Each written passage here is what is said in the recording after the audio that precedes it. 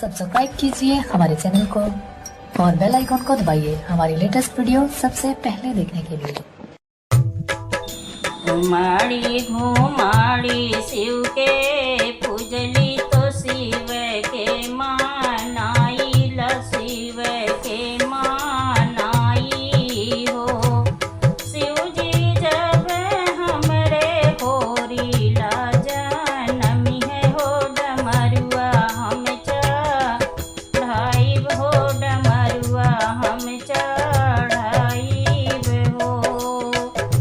एक मास बीततई दूसरा मास आवरोना तीसरा मास आवरोना तीसरा मास हो।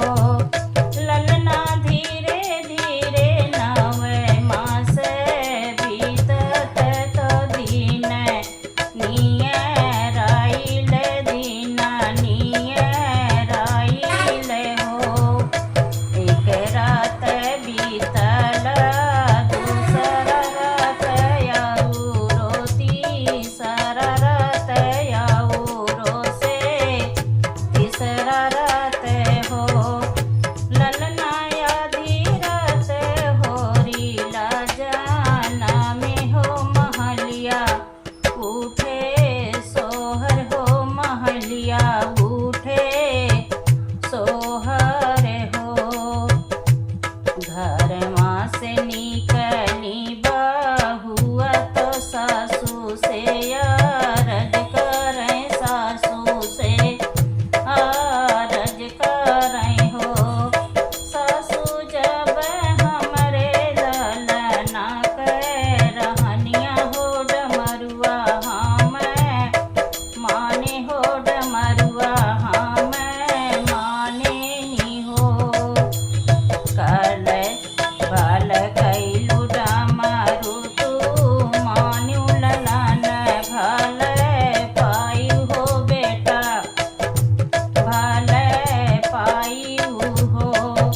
बहुअर नैहर से डमरू मांगाव हो शिव का चढ़ाव हो शिव का चढ़ाव हो।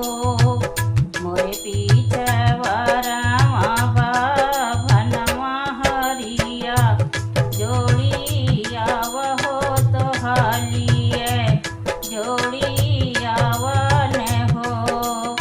बभना भैया आगे खबर जनाव हो डमरुआ लइया में हो डमरुआ लइया माई हो। आगे आगे आवेला हरवा तो पीछा माँ भतीजा हो तो पीछा माँ भतीजा हो।